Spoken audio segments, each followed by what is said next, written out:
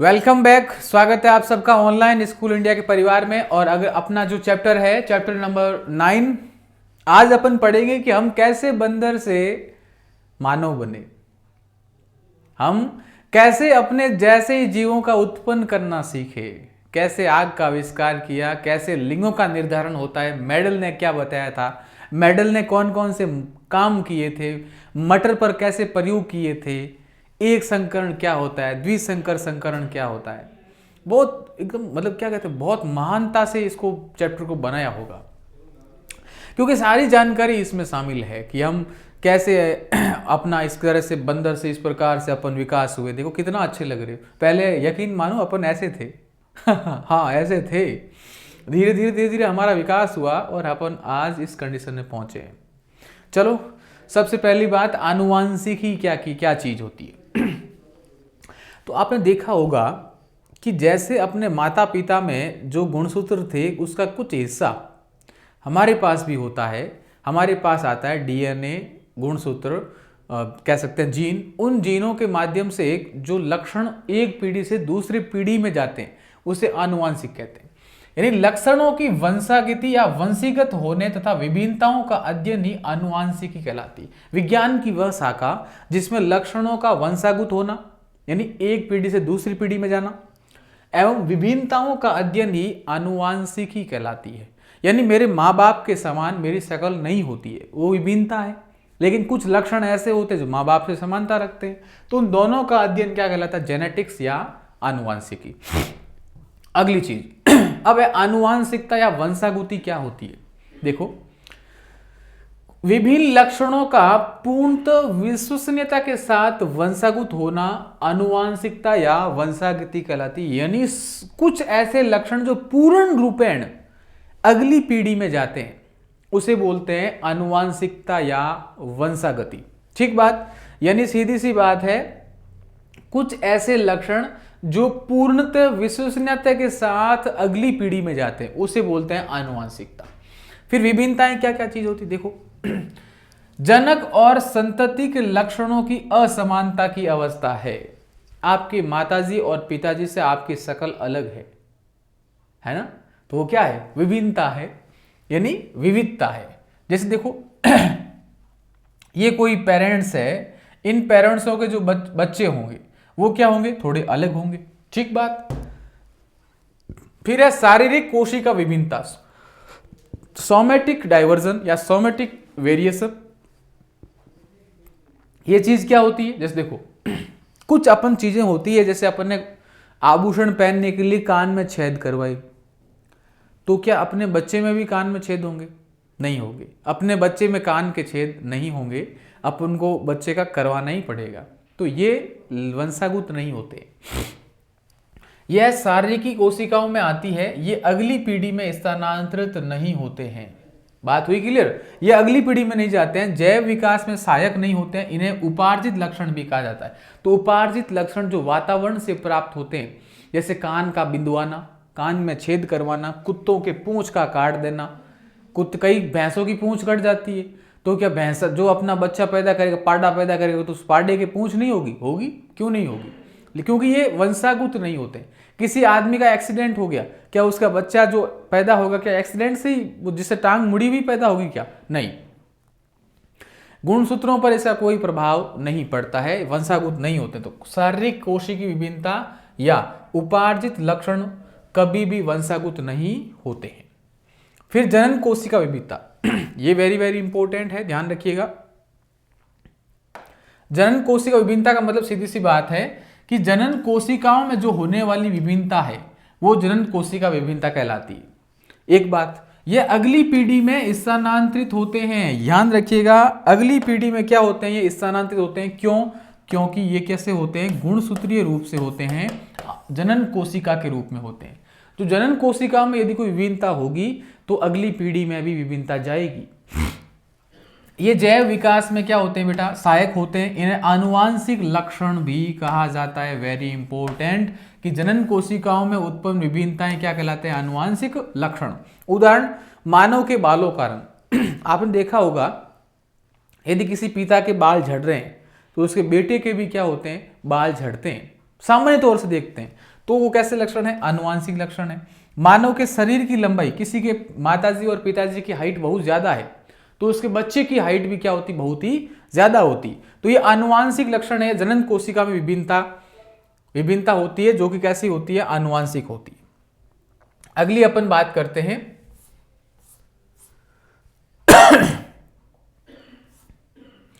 जनन के दौरान विभिन्नताएं का संचयन कैसे होता है, यानी विभिन्नताएं कौन कौन सी, तो अलैंगिक जनन के माध्यम से, यानी विभिन्नताएं एक तो अलैंगिक जनन से हो सकती है, दूसरी लैंगिक जनन से हो सकती है। अलैंगिक जनन से जो भी विभिन्नताएं होगी वो बहुत ही कम होगी, यानी जैसा उसका जनक होगा, माताजी पिताजी होंगे, वैसे वो क्या होंगे, बच्चे होंगे। यानी सीधी सी बात है, एक जनक से ही पैदा होते हैं अलैंगिक जनन में। तो जैसे मेरा हाथ टूट के गिरा, हाथ से नया मैं कैलाश तैयार हो गया, नहीं, ऐसा हुआ तो अलैंगिक जनन है, यानी इतनी विभिन्नताएं नहीं होती। जैसे हाइड्रा देखो, हाइड्रा के यहाँ पे कोई नया बना, नया हाइड्रा बन गया, तो इसमें जैसा ये था वैसा ही ये होगा, कोई विभिन्नता नहीं होगी। लेकिन लैंगिक जनन में क्या होगा, पूर्णतः क्या होगी, विभिन्नता होगी। तो विभिन्नता इसमें कम होगी, इसमें ज्यादा होगी। डीएनए प्रतिकृति के समय न्यून त्रुटियों के कारण उत्पन्न होती है। सीधी सी बात है, इसमें त्रुटि डीएनए कम होती है और इसमें डीएनए की त्रुटि बहुत ज्यादा होती है। क्यों? क्योंकि इसमें क्रॉस संकरण होता है, गुणसूत्र यानी क्रोमोसोम के विसंयोजन के माध्यम से होता है, उत्परिवर्तन या म्यूटेशन के माध्यम से होता है, इस कारण से इसमें विभिन्नता ज्यादा होती है। अगली बात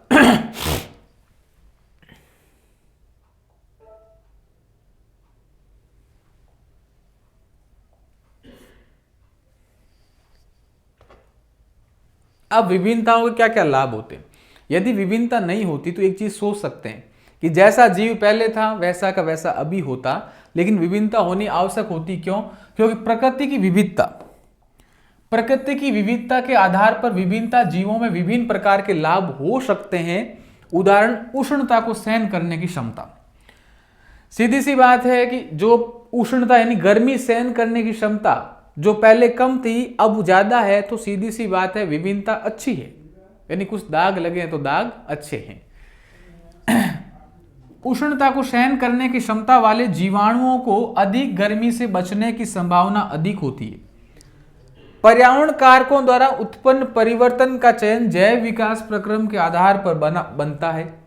स्वतंत्र एवं जुड़ी कर्णपाली मानव समष्टि में पाए जाने वाले दो परिवर्तन है। स्वतंत्र यानी फ्री एयरबल एवं अटैच्ड एयरलोब, ये जो एयरलोब होती है, जो अटैच्ड होती है, ये मानव समष्टि में पाए जाने वाले दो परिवर्तन है। किसके? विभिन्नता के लाभ है। ठीक है, जिससे क्या होता है, विभिन्नता को अगली पीढ़ी में भी भेजा गया है। ठीक है,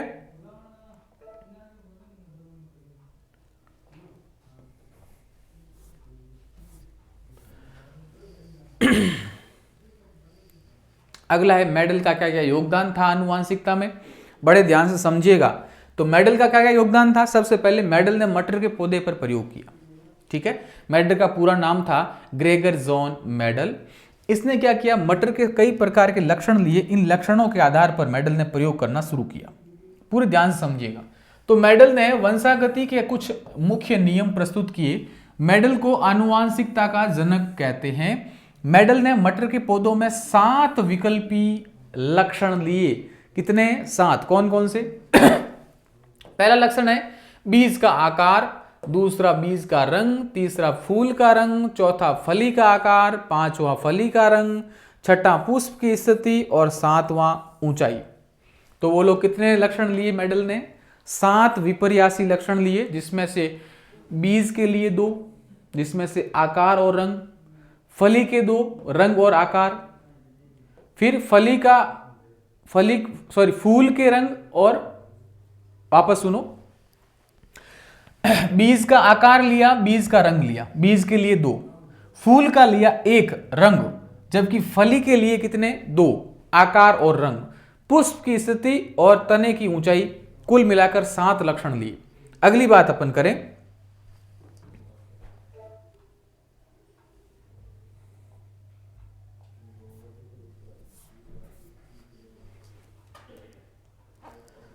अब मेडल ने मटर के पौधे को ही क्यों चुना? तो मेडल ने मटर के पौधों को चयन इसलिए किया क्योंकि मटर का पौधे में विपर्यासी विकल्पी लक्षण स्थूल रूप से दिखाई देते हैं, यानी बड़े तौर पर दिखाई देते हैं। दूसरा, इनका जीवन काल बहुत छोटा होता है। अब आप एक सोचो, यदि कोई एक साल में केवल एक फसल दे और उसके पौधे का मेडल लेता तो उसको कई साल लग जाते, लेकिन मेडल का जो मटर का पौधा है वो 2-3 महीने के अंदर ही क्या होता है, परिपक्व हो जाता है। इसीलिए मेडल ने इस मटर के पौधे को लिया ताकि कम समय लगे प्रयोग के लिए। सामान्यतः स्वपरागण होता है, इसमें किसी और की आवश्यकता नहीं होती, इसमें खुद ही क्या होता है, परागण होता है। एक ही पौधे के पुष्पों के मध्य परागण होता है, उसे स्वपरागण कहते हैं। परंतु कृत्रिम रूप से पर परागण भी कराया जा सकता है, यानी उस पौधे में अपन दूसरे तौर से क्या करवा सकते हैं, पर परागण करवाया जा सकता है। फिर एक ही पीढ़ी में अनेक बीज बनाता है। मटर का पौधा एक ही पीढ़ी में बहुत सारे बीज बना सकता है। तो ये सारी की सारी चीजें आप ध्यान रखिएगा। पहला क्या कि मटर के पौधे में विपर्यासी विकल्पी लक्षण स्थूल रूप से दिखते हैं।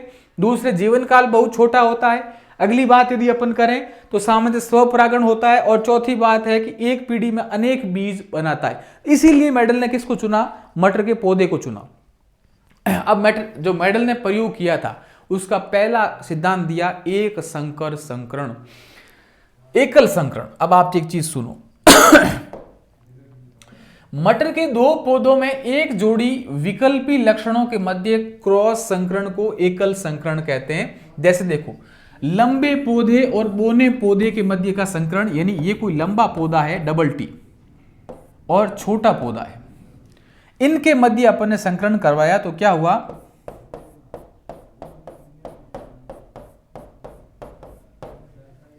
ये जो पहली पीढ़ी प्राप्त हुई ये सारे के सारे कैसे हैं, लंबे पौधे।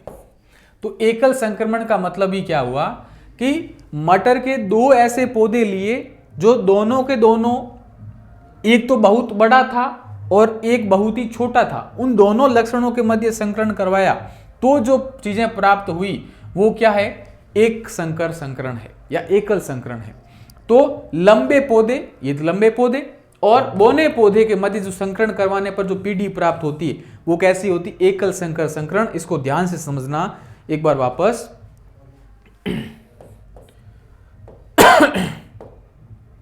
देखो, ये कोई लंबा पौधा लिया मैंने, ये है मटर का लंबा पौधा।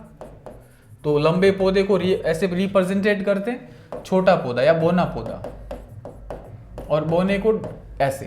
तो इसका एक टी लिया तो मुख्य तौर से अपन कह सकते हैं ये प्राप्त होता है अपन को। ठीक है, अब पहली पीढ़ी में क्या प्राप्त होंगे, चारों ऐसे ही प्राप्त होंगे अपन को, चारों के चारों ऐसे ही प्राप्त होंगे ये पहली पीढ़ी में। तो पहली पीढ़ी में सारे के सारे कैसे होंगे, लंबे, क्योंकि इसमें लंबा प्रभावी है। कैसा है ये, प्रभावी है। तो एक संकर संकरण में जो पौधे होते हैं सारे के सारे कैसे दिखते हैं अपन को, लंबे दिखाई देते हैं। किस पीढ़ी में, पहली पीढ़ी में। लेकिन जैसे ही अब दूसरी पीढ़ी में जो क्या होंगे, अशुद्ध लंबे होंगे। अशुद्ध लंबे होंगे, उसमें क्या होगी, उसमें अभी देखो जैसे ये अशुद्ध लंबा था ये भी अशुद्ध लंबा है। अब इन दोनों में करवाओगे तो गड़बड़ होगी। जैसे देखो ये क्या प्राप्त हुआ, बड़ा पौधा प्राप्त होगा, ये टी और ये टी मिलकर। दूसरे में क्या होगा, ये टी और ये छोटा टी मिला तो अशुद्ध लंबा, ये टी और ये टी तो अशुद्ध लंबा, और ये टी और ये टी तो ये शुद्ध बोना। तो यदि दूसरी पीढ़ी का फिर से संकरण करवाया जाएगा तो क्या होगा, जिसमें एक तो लंबा एक पूर्ण रूपेण बोना, लेकिन अशुद्ध लंबे कितने होंगे, 2। तो अब इनमें क्या होगा, परिवर्तन होगा। तो देखो लक्षण प्ररूप, 2 चीज समझिएगा, एक तो होता है लक्षण प्ररूप और एक होता है जीन प्ररूप।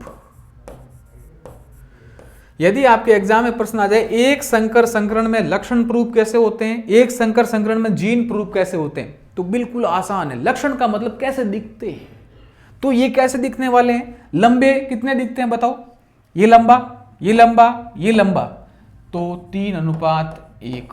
क्यों, एक छोटा है, बाकी तीनों के तीनों लंबे हैं।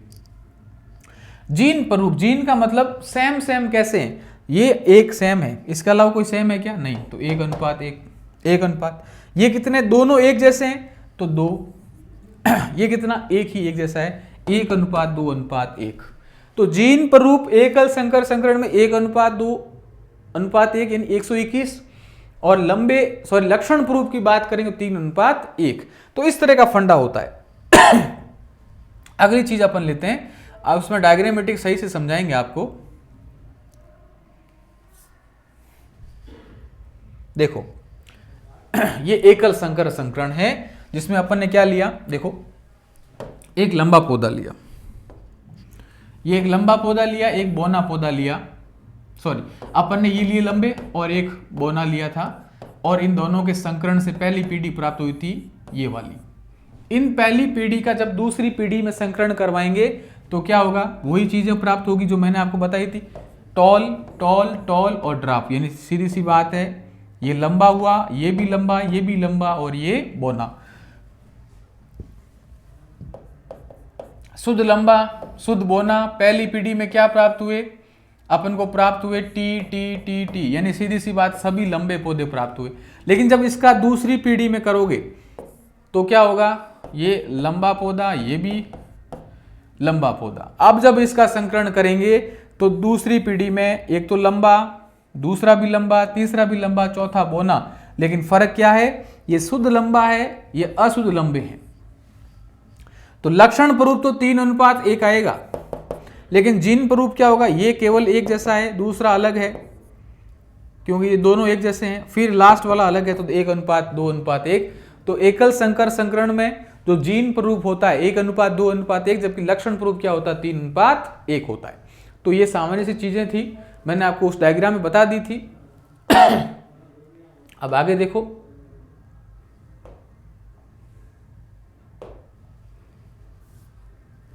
अवलोकन। प्रथम संतति F1 पीढ़ी में सभी पौधे लंबे होंगे, हुए थे सभी लंबे पौधे।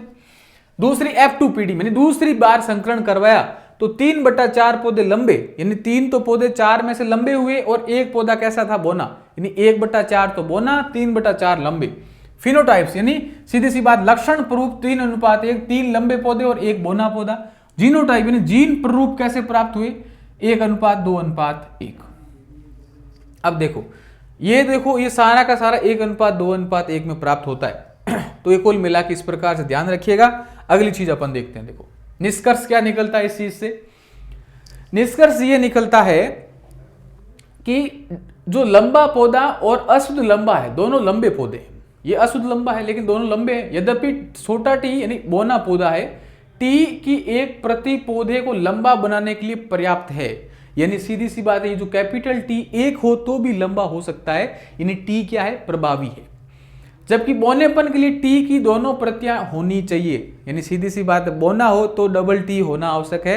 एक टी से कभी भी बोना पौधा नहीं होगा। टी जैसे लक्षण प्रभावी लक्षण कहलाते हैं। जो बड़ी टी वाले होते हैं ये इसे बोलते हैं प्रभावी लक्षण कहते हैं। आपने देखा होगा इसमें ये भी लंबा पौधा है, क्यों, क्योंकि इसमें टी क्या है, ये प्रभावी होता है। जैसे लक्षण अप्रभावी लक्षण होते हैं, कौन से, इस छोटे टी से। अब है द्विसंकर संकरण।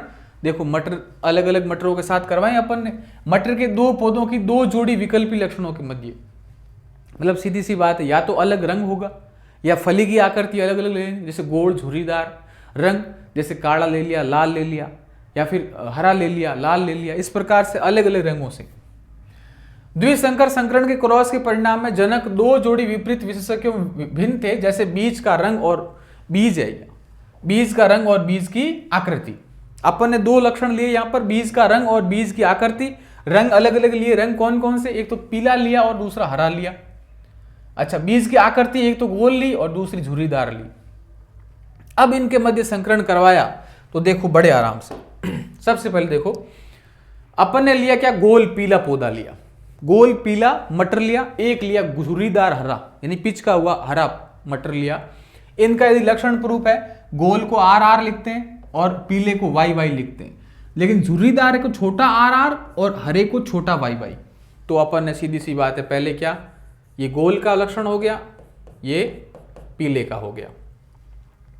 अब देखो छोटा R झुर्रीदार के लिए, छोटा Y किसके लिए हो गया, हरे के लिए। अब इनका केवल पहली पीढ़ी में युग्मक प्राप्त करोगे तो ये कैपिटल R कैपिटल Y, इसका स्मॉल r स्मॉल y। अब प्रथम पीढ़ी में कैसे प्राप्त होंगे, कैपिटल R ये वाला, बड़ा Y और छोटा y। अब इनका क्या करोगे अब आप अलग अलग क्या करोगे, इनका स्वपरागण कराओगे। तो अपन को पहली पीढ़ी में कैसे प्राप्त होंगे, देखो ये वाला R ये वाला Y तो कराओ, एक ये बनेगा बड़ा वाई, ये ध्यान रखना, ये आर वाई, दूसरा आर वाई छोटा वाई, तीसरा होगा छोटा आर और बड़ा वाई, और चौथा होगा ये वाली चीज। अब इन चारों को आप क्या करोगे, इन्हीं चारों से और संकरण कराओगे। तो ये वाली चीजें यहां लिख दी, ये वाली चीजें यहां लिख ली, तो ये और ये मिल गया, तो क्या बनेगा, बड़ा आर बड़ा आर बड़ा आर बड़ा R, Y Y Y Y. तो ये कैसा हो रहा है, गोल पीला, शुद्ध रूप से गोल पीला। तो इस प्रकार से जब अंतिम रूप से अपन ने पूरा का पूरा डायग्रामेटिक प्राप्त किया, तो लास्ट में क्या प्राप्त होगा, गोल पीले 9, गोल पीले कितने 9, गोल हरे कितने 3, झुर्रीदार कितने 3, और झुर्रीदार हरे कितने 3। तो सीधी सी बात है, इनका जो जीन प्रूफ होगा अपन को प्राप्त होगा 9:3:3:1, 13:31। ये क्या होंगे, जीन प्रूफ, सॉरी लक्षण प्रूफ। क्या प्राप्त होगा भाई, लक्षण प्रूफ। लक्षण का मतलब बाहर से कैसे कैसे दिखेंगे, देखो 9 तो कैसे दिखेंगे, गोल पीले दिखेंगे, 3 दिखेंगे गोल और हरे, 3 दिखेंगे झुर्रीदार पीले, और 1 दिखेगा झुर्रीदार हरा। तो ये द्विसंकर संकरण का पूरा डायग्रामेटिक था। बहुत सरल है, आपको लग रहा होगा हार्ड, बहुत सरल है। मैंने आपको पहले बताया क्या करना है, गोल पीले झुर्रीदार हरे याद है, हाँ साहब याद है। उसके बाद इनका लिया अपने युग्मक, युग्मकों में क्या रहा अपने संक्रमण, तो ये हुआ। इसके बाद फिर से इनका संकरण कराया, तो ये 4 आर वाई, तो आर वाई, ये आर वापस ऐसे वार, पूरे चारों चीजें प्राप्त की, इधर भी चारों चीजें लिखी। अब इन दोनों का संकरण कराओ, ऐसे ऐसे ऐसे कराते रहो, तो अपने आप हो जाएगा। ठीक है आगे बढ़ो।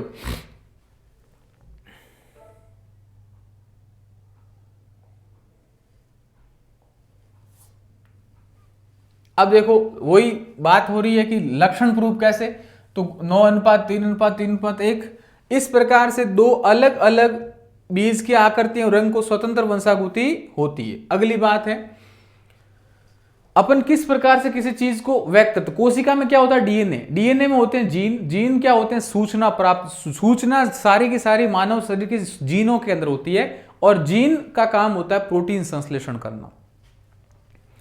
प्रोटीन विभिन्न लक्षणों की अभिव्यक्ति को नियंत्रित करते हैं, जैसे जीन टी कैपिटल टी, और ये प्रभावी होता है, और स्मॉल टी अप्रभावी होता है। एंजाइम की दक्षता से कार्य करना, पर्याप्त मात्रा में हार्मोन बनाना और लंबे पौधे का निर्माण करना।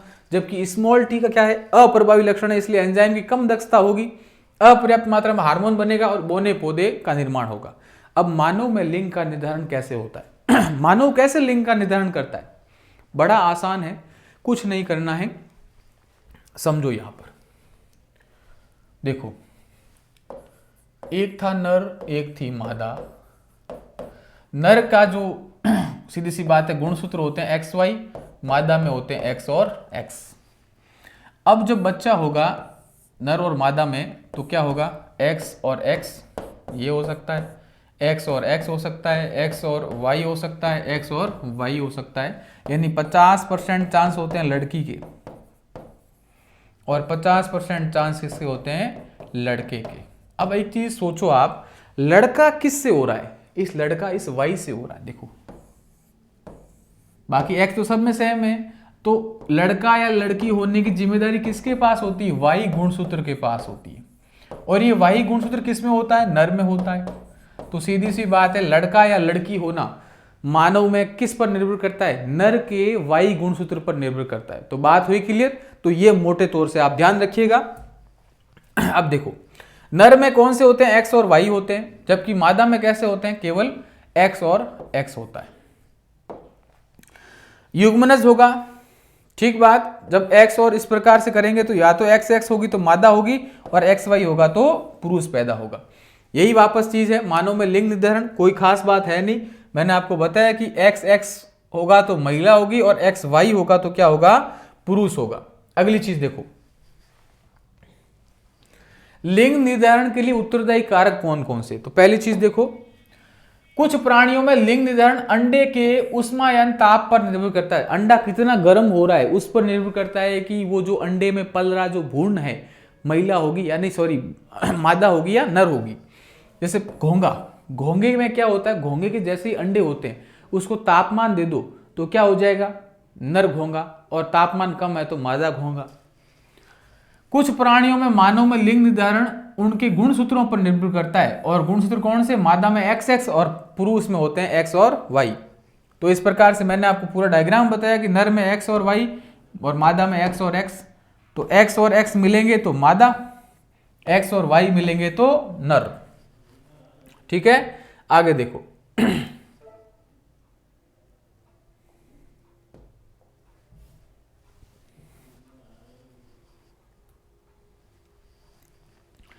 आधे बच्चे लड़के या लड़की हो सकते हैं, मतलब सीधी सी बात, 50% चांस किसके होते हैं, लड़कों के, 50% होते हैं लड़की के चांसेस। अब देखो,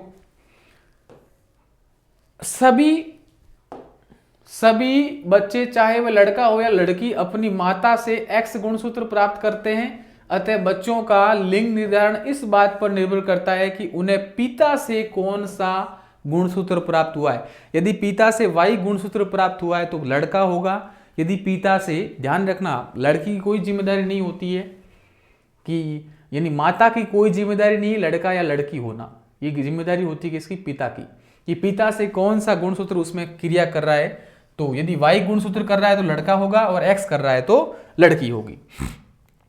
आगे देखो,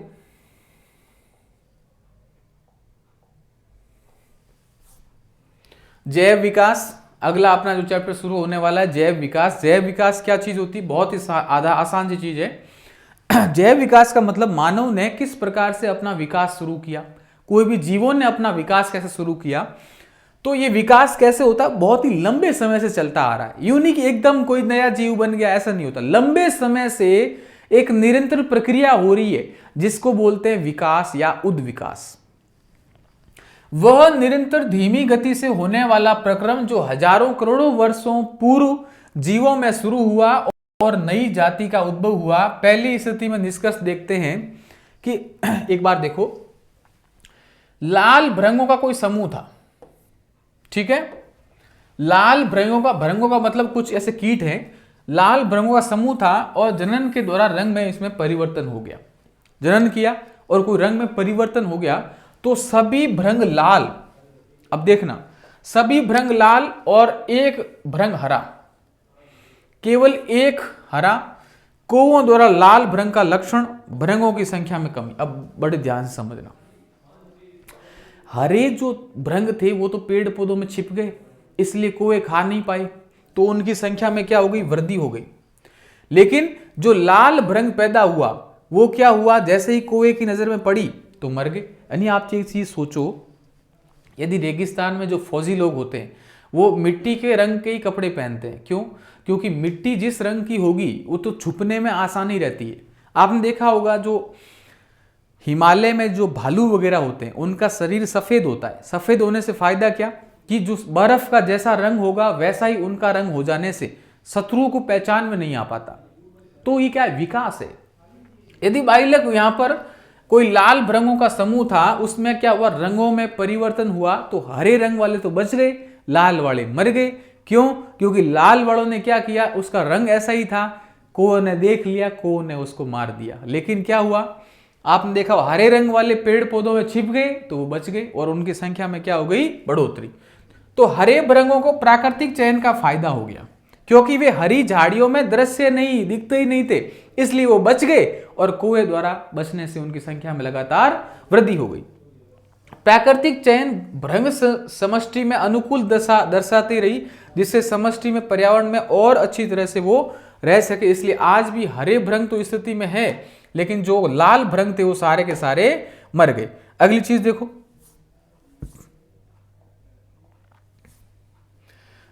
निष्कर्ष नंबर 2, लाल भृंगों का समूह था, जनन हुआ और इनमें क्या हुआ, चेंज हुआ, तो केवल एक नीला जनन हुआ, लाल भृंगों की संख्या में बढ़ोतरी हुई। एक नीला भृंग था, नीले भृंगों की संख्या में बढ़ोतरी हुई। कौए लाल तथा नीले भृंगों को पहचान कर खा जाता था, भृंगों की संख्या में कमी हो गई। अचानक हाथी आता है और भृंग सहित झाड़ी को रौंद देता है, संयोग से नीले भृंग बच जाते हैं। नीले भृंग क्यों बच जाते हैं, क्योंकि झाड़ी का रंग लगभग हरा होता है और नीले वाले बच जाते हैं। लाल भृंगों का समूह था। अब निष्कर्ष नंबर 3, भृंगों के आवास झाड़ियों पादप पर रोग लग जाते हैं। जो झाड़ी था उसमें रोग लग जाते हैं। भृंगों की औसत भार में अल्प पोषित की वजह से कमी हो गई, भृंगों की संख्या में गिरावट हो गई, पौधे को रोग समाप्त हो जाता है और भृंगों की संख्या और भार में फिर से वृद्धि हो जाती। तो स्थिति नंबर 3 है कि भृंगों की जनसंख्या में कोई आनुवंशिक परिवर्तन नहीं हुआ। जनसंख्या में प्रभाव कुछ समय के लिए पर्यावरण के कारण प्रभाव हुआ। अब एक चीज समझो कि निष्कर्ष नंबर 1 से आप क्या सीखे? 1 से ये सीखे कि पर्यावरण में जैसा रंग होगा उसके अनुकूल आप हो। जैसे किसी की लड़ाई चल रही है और आपने कहा बीच में पंचायती की, आपके थप्पड़ लगा दी किसी ने, अब आप उस पर्यावरण के अनुकूल थे तो आपको सजा मिल गई। यदि आप उससे हटकर रहते तो अलग बात होती, आपको कोई कुछ नहीं कहता। तो सीधी सी बात है कि पर्यावरण में जैसे रंग चल रहे हैं, आपने भी यदि वैसा रंग धारण किया तो बच गए, नहीं तो मर गए, पहली स्थिति में। दूसरी में रंग परिवर्तन अस्तित्व के लिए खतरा हो गया। क्या हुआ? खतरा हो गया, कोई लाभ नहीं मिला। क्यों? क्योंकि एक तो दुर्घटना के कारण एक रंग की जो भ्रंग था वो समष्टि बच गई और दूसरी वाली उसका स्वरूप बदल गया। इसलिए छोटी समष्टि में दुर्घटना किसी जीन की आवृत्ति को प्रभावित कर सकती, जबकि उनकी उत्तरजीविता पर कोई लाभ नहीं होता। तीसरे में क्या हुआ कि कोई भी पेड़ पौधा था, पेड़ पौधे में रोग हुआ तो उनके भार में कमी होगी क्योंकि पोषण में कमी हो गई, लेकिन पेड़ पौधे में रोग सही हो गया तो वापस वो सही हो गए। तो पर्यावरण कारकों से भी इनमें कोई परिवर्तन होता ही होता है। फिर उपार्जित एवं आनुवांशिक लक्षण। उपार्जित का मतलब अर्जित करना, ग्रहण करना। वातावरण से यदि कोई लक्षण ग्रहण किए, उपार्जित, ये लक्षण जीवों द्वारा अपने जीवन में प्राप्त किए जाते हैं। जीवन में कई प्रकार के लक्षण अपन प्राप्त करते हैं। कह रहे धोड़िएर रंग देख धोड़ो वेला और कालिएर रंग देख कालो वेला। तो ये कहते हैं ना, मतीरेन देख मतीरो रंग बदले, है ना, खरबूजो रंग बदले। तो ये सारी चीजें यहीं से है कि वातावरण को देखकर अपना रंग बदलना। ठीक है, ये लक्षण जीवों द्वारा अपने जीवन में प्राप्त किए जाते हैं। ये जनन कोशिकाओं के डीएनए में कोई अंतर नहीं लाते। एक चीज सोचो, रोड से जा रहे हो, आपकी गाड़ी फिसल गई और आपके यहाँ कोई चोट लग गई, तो क्या डीएनए परिवर्तन हो जाएगा? नहीं, क्योंकि ये केवल उपार्जित है, आपने ग्रहण किए हैं, आपके लक्षणों, आपके डीएनए में कोई परिवर्तन नहीं होगा। तो ये उपार्जित लक्षण है। तो ऐसे लक्षण अपने जीवन में प्राप्त करते हैं। ये जनन कोशिकाओं पर कोई प्रभाव नहीं डालते हैं, अगली पीढ़ी में वंशागुत नहीं होते हैं, जैव विकास में सहायक नहीं होते हैं। क्या आपके एक्सीडेंट होगा तो हाथ टूट गया तो आपका जो बच्चा होगा उसके भी हाथ टूट जाएगा? नहीं। उदाहरण, अल्प पोषित भंग के धार में कमी। फिर आनुवांशिक लक्षण, ये हमेशा वंशागुत होते हैं, एक पीढ़ी से दूसरी पीढ़ी में जाते हैं। ये सब डीएनए को प्रभावित करते हैं, जैव विकास में सहायक होते हैं। मानव में आंखों और बालों का रंग, जैसे मेरी नानी का या मेरी माँ का जो रंग है बालों का, वो मेरे अंदर या फिर मेरे बेटों के अंदर भी जा सकता है, क्योंकि वो आनुवांशिक लक्षण के रूप में कार्य कर सकते हैं। अगला है जाति उद्भव किस प्रकार से होती है। जाति का उद्भव कैसे होता है? तो देखो कोई उप समष्टि है एक्स स्थानीय और दूसरी उप समष्टि है अप्रवासी, कहीं बाहर से आई हुई है, कुछ समय के लिए आई थी। इन दोनों ने क्या किया? जनन किया और उसमें से जीन का प्रवाह हुआ और स्थानीय समष्टि में विभिन्नता आ गई। अब आप चीज समझो, मतलब कोई आपकी गर्लफ्रेंड है जो बाहर रहती है, विदेश में रहती है, वो आई, आपने उसके साथ जनन किया और उससे जो बच्चा पैदा हुआ, तो वहां बाहर के लोग थोड़े गोरे होते हैं, अपन थोड़े काले हैं, काले गोरे में लक्षण मिले और वो अलग प्रकार का भूरे रंग का बच्चा पैदा हो गया, तो उसमें क्या नए लक्षण की उत्पन्न हो गया। तो सीधी सी बात है, उसे अपन क्या बोलेंगे? स्थानीय समष्टि में विभिन्नता पैदा हो गई। आपने एक चीज सोची होगी, कई अपन भारत में भी देखते हैं, कई लोग बिल्कुल भौंतरे भौंतरे रंग के होते हैं। वो कहाँ से आए? जैसे ही विदेशी पर्यटक कोई आता है, माना कि, और वो अपने कोई किसी के साथ संभोग करता है या फिर जनन करता है, तो जो नई पीढ़ी प्राप्त होती है वो अलग ही रंग के प्राप्त होती है। ठीक है, जाति उद्भव किस प्रकार होता है? पहला जीन प्रभाव, तो अपन ने समझा दिया। दूसरा आनुवांशिक विचलन, किसी भी समष्टि की उत्तरोत्तर पीढ़ियों में जीन्स की बारंबारता से अचानक परिवर्तन होने लगता है, वो आनुवांशिक विचलन होता है। अचानक कोई परिवर्तन हो गया जीनों के अंदर, तो आनुवांशिक विचलन। प्राकृतिक चुनाव, प्रकृति उन जीवों का चुनाव करती है जो उस प्रकृति में रहने के लिए सक्षम होते हैं। आपने देखो शेरों की संख्या वर्तमान में कम हो गई, यानी प्रकृति में जो चीज एक्सेप्टेबल होगी वो तो जी पाएगी, नहीं तो नहीं रह पाएगी। यदि आप घर वालों के साथ में ऐसे रह रहे हो कि घर वालों का काम निपटा रहे हो, घर वालों का काम करवा रहे हो, तो घर में रहने देंगे? नहीं तो भग, तेरे से बहुत आते हैं। तो सीधी सी बात है कि आप प्रकृति के साथ कैसे घुल मिल कर रह रहे हो, तो आप रह पाओगे, और प्रकृति के खिलाफ चले गए तो प्रकृति आपको बर्बाद कर देगी।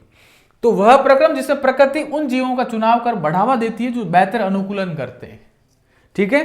फिर भौगोलिक पृथक्करण, जनसंख्या में नदी पहाड़ आदि के कारण परिवर्तन आता है। ये उसमें दो उप समष्टि के मध्य अंतर्जनन नहीं हो पाता है। जैसे अपन अलग अलग जगह पर रह रहे हैं तो उनके मध्य जो संकरण होना है वो भी थोड़ा मुश्किल होता है। ठीक है। फिर आनुवांशिक विचलन क्या होता है, तो दो प्रकार की समष्टियां हैं। ठीक है, जो भौगोलिक रूप से अलग है, या तो किसी नदी से या किसी पहाड़ से, उन दोनों के मध्य क्या हो, यदि संकरण हो उत्तरोत्तर पीढ़ियों में, तो विभिन्न परिवर्तनों का संग्रहण उप समष्टि Z1 और Z2 आनुवांशिक विचलन हुआ, फिर प्राकृतिक चयन हुआ तो नई समष्टि तैयार हो गई, जिसमें आनुवांशिक विचलन का कारण क्या हुआ, डीएनए में परिवर्तन पर्याप्त है और गुणसूत्रों की संख्या में क्या हुआ, परिवर्तन हुआ, तो यह आनुवांशिक विचलन है। अब वेरी वेरी इंपॉर्टेंट, आपसे एग्जाम में सीधा पूछेंगे, समजात और समरूप अंग क्या क्या होते हैं। समजात और समरूप अंग ये होते हैं विकासीय संबंध योजना। समजात क्या होते हैं, समरूप क्या होते हैं। देखो विभिन्न जीवों में यह अभिलाक्षण जिनकी आधारभूत संरचना लगभग एक समान होती है, लगभग जिनकी जो संरचना होती है एक समान होती है, लेकिन इनकी उत्पन्न अलग चीज होती है। जैसे आप चीज देखो, जैसे सेव है और नाशपाती लगभग आकार आकृति में लगभग सेम होते हैं, लेकिन नाशपाती अलग जगह से पैदा होती है, सेव अलग जगह से पैदा होता है। सेव पुष्प के पिछले वाले भाग पुष्पासन से पैदा होता है, जबकि जो नाशपाती होती है वो अंडाशय से पैदा होती है। तो फर्क हुआ कि नहीं हुआ, लेकिन अपन को लगते एक जैसे हैं, इसलिए वो समझाते हैं। यानी जिनकी संरचना तो एक समान, लेकिन उत्पत्ति क्या हो, अलग अलग हो, इनके कार्य क्या हो, अलग अलग हो, समजात। तो पक्षियों में, सरीसृपों में, जल स्थलचरों में, स्तनधारियों में जो पांव होते हैं उनकी आधारभूत संरचना तो एक समान होती है, किंतु इनके कार्य क्या होते हैं, अलग अलग होते हैं। जैसे आप देखो, मानव में जो हाथ है वो बिल्ली के पैरों के समान होते हैं, लेकिन बिल्ली में पैरों की भांति काम करते, बिल्ली चारों पैरों से काम करती है, लेकिन मानव में दो पैर ही काम आते हैं, दो हाथ बन गए। व्हेल मछली में जो उसके जो फिन्स होते हैं, फिन्स, उनमें फिन्स के तौर पर, और बैट यानी चमगादड़ में कुछ अलग चीजें के रूप में काम आती। समजात अंग वह प्रदर्शित करते हैं कि इन अंगों की मूल उत्पत्ति एक ही प्रकार के पूर्वजों से हुई। तो सीधी सी बात है, इनकी उत्पत्ति तो एक जैसे ही होती है, लेकिन इसमें फर्क क्या है कि इनका कार्य अलग अलग है। तो उत्पत्ति समान और कार्य अलग अलग। एक ही लाइन याद रखो, ऐसे जीव जिनके अंगों की उत्पत्ति समान जबकि उनके कार्य भिन्न भिन्न हो, समजात अंग कहलाते हैं। परिभाषा लिख लोगे, ऐसे अंग जिनकी उत्पत्ति समान लेकिन कार्य भिन्न भिन्न होते हैं समजात कहलाते हैं। जैसे पक्षियों, सरीसृपों, जल स्थलचरों, स्तनधारियों के पदों की आधारभूत संरचना तो समान होती है, लेकिन उनके कार्य क्या होते हैं, भिन्न भिन्न होते हैं। उदाहरण लिख लेना, मानव का हाथ, बिल्ली का जो हाथ, व्हेल एवं चमगादड़ का हाथ उत्पत्ति में समान, लेकिन इनके कार्य सब में अलग अलग होते हैं। मानव में हाथों के रूप में, बिल्लियों में दौड़ने के लिए, व्हेल मछलियों में तैरने के लिए, और चमगादड़ को उड़ने के लिए काम आते हैं। तो ये तो किसकी बात हुई, समजात अंगों की। अब अपन बात करते हैं समवर्ती अंगों की। समवर्ती अंग किसे बोलेंगे, समरूप अंग, लेकिन दिखने में एक जैसे हैं, लेकिन सीधी सी बात है उत्पत्ति अलग अलग है। यानी काम तो एक जैसा है, कार्य एक जैसा है, लेकिन उनकी जो उत्पत्ति है वो अलग अलग। जैसे देखो, वह अभिलक्षण जिनकी संरचना एवं संगठक में अंतर होता है, सभी उत्पत्ति भी समान नहीं होती, किंतु कार्य क्या होता है, समान होता है। उदाहरण, पक्षी के अग्रपाद और चमगादड़ का अग्रपाद। देखो, पक्षी का जो अग्रपाद होता है, पक्षी का जो अग्रपाद होता है वो अलग चीज है, जबकि चमगादड़ का जो अग्रपाद होता है वो अलग चीज है, लेकिन इनमें कार्य तो अलग अलग है। नहीं सॉरी, कार्य तो एक ही है, लेकिन उत्पत्ति अलग अलग होती है। ठीक बात, क्योंकि पक्षी का जो अग्रपाद होता है वो चोंच की भांति काम करता है ना। ठीक बात। तो समरूप अंग ये प्रदर्शित करते हैं कि जंतुओं में अंग जो समान कार्य करते हैं, लेकिन अलग अलग पूर्वजों से विकसित हुए। अगली बात अपन करें, जीवाश्म किसे कहेंगे कि मैंने देखो जैसे मैं था, ये जो मेरा जो स्टूडियो है गिर गया, लंबे समय तक पड़ा रहा, किसी ने चेक नहीं किया, तो मैं जीवाश्म में परिवर्तन हो जाऊंगा। यानी जीव परिरक्षित एवं अवशेष जीवाश्म कहलाते हैं। जीव परिरक्षित और उसके अवशेष क्या कहलाते हैं?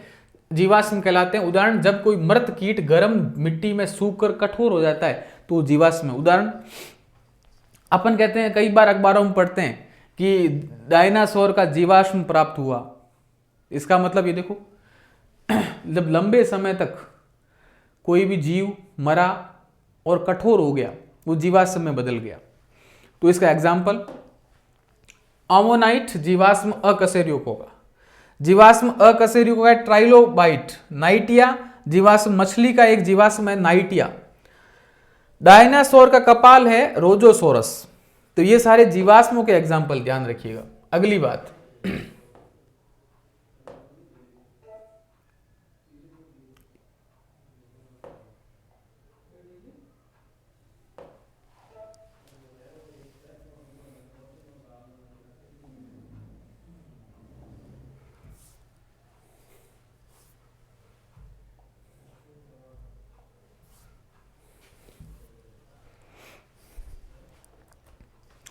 जीवाश्म कितने पुराने? खुदाई करने पर पृथ्वी की सतह के निकट वाले जीवाश्म तो क्या होते हैं? थोड़े नए होते हैं, जबकि गहरे स्तर पर पाए जाने वाले थोड़े क्या होते हैं? पुराने होते हैं। यानी जितना मिट्टी के अंदर होंगे वो तो पुराने, जितने मिट्टी के ऊपर होंगे वो थोड़े नए होंगे।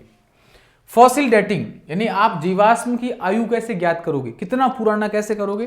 तो फॉसिल डेटिंग के माध्यम से, जिसमें जीवाश्म में पाए जाने वाले किसी भी एक तत्व के विभिन्न समस्थानिकों अनुपात के आधार पर, जैसे कार्बन है, हर जीवाश्म में कार्बन की मात्रा होती है, उस कार्बन की मात्रा को कितना विघटन हो चुका है, उस आधार पर अपन उसे क्या करते हैं? आयु ज्ञात करते हैं। सीधी सी बात है, जीवाश्म की आयु किसी परमाणु के तत्वों के समस्थानिक के आधार पर ज्ञात की जा सकती है, जैसे कार्बन डेटिंग पद्धति। कार्बन डेटिंग पद्धति जो जीवाश्मों की आयु ज्ञात करने में काम आती। माना कि मैं था, मिट्टी में दब गया, लाखों वर्षों तक पड़ा रहा। अब उस लाखों वर्षों में मेरे शरीर का जीवाश्म बना था। अब वो जीवाश्म क्या हुआ कि उस मिट्टी में मैं जितने समय तक सुरक्षित रहा, अब मेरे शरीर में कितना कार्बन बचा है उसकी जांच करेंगे। तो उसके आधार पर अपन देखेंगे कि ये कार्बन कितने साल पुराना है, वो कहलाता है कार्बन डेटिंग पद्धति। यानी रेडियो एक्टिव तत्व यानी समस्थानिकों के माध्यम से आयु ज्ञात की जाती है। ठीक बात। अब समस्थानिक आयु कैसे? जैसे कार्बन 14 लिया, कार्बन का अपरूप है कार्बन 14, उसके आधार पर कार्बन डेटिंग पद्धति काम आती है। यानी अर्ध आयुकाल है ना, अर्ध आयुकाल के आधार पर, जैसे कार्बन 14 की अर्ध आयुकाल है लगभग 5500 वर्ष, तो 5000 पुरानी वस्तुओं का अपन अध्ययन कर सकते हैं, आयु ज्ञात कर सकते हैं। ठीक है, अगली बात,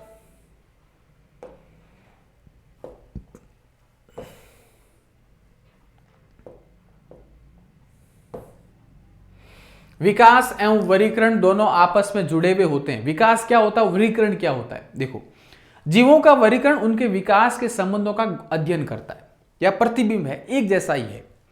दो स्पीशीज के मध्य जितने अधिक लक्षण समान होंगे, उनका संबंध भी उतना ही ज्यादा पास पास में होंगे।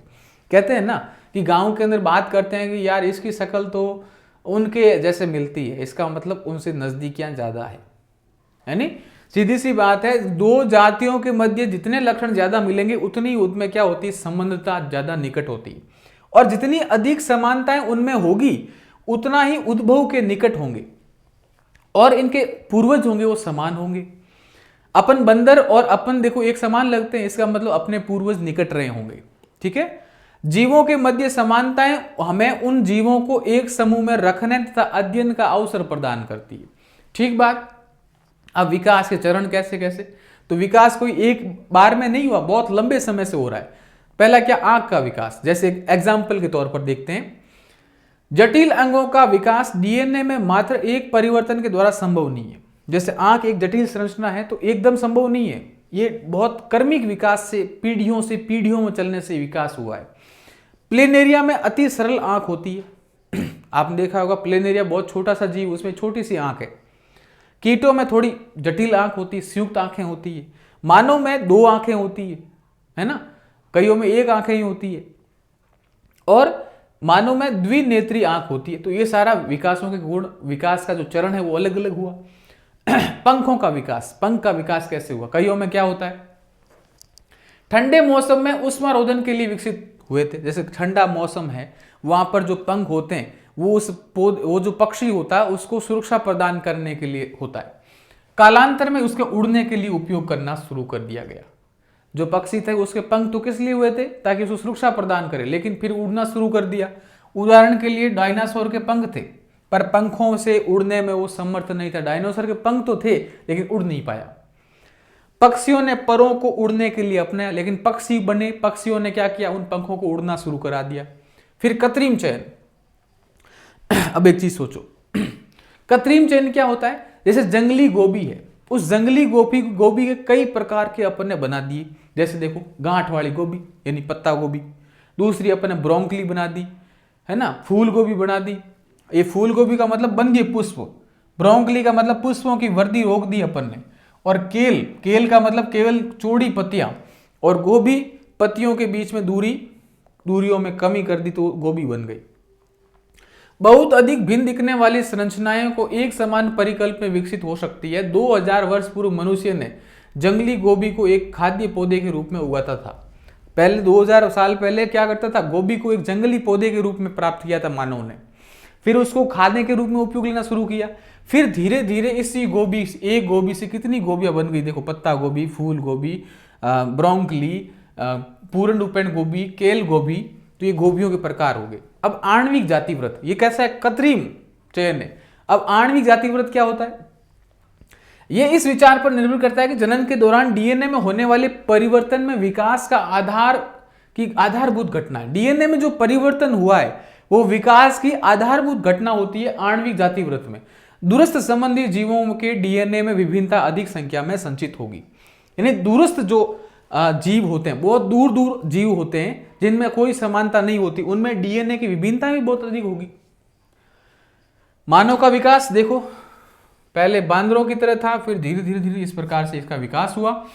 मानव विकास के मुख्य साधन क्या हुए? पहला अपन ने खोदाई प्रारंभ की, तो अपन को पता चला कि मानव का विकास इस प्रकार से हुआ। ठीक है।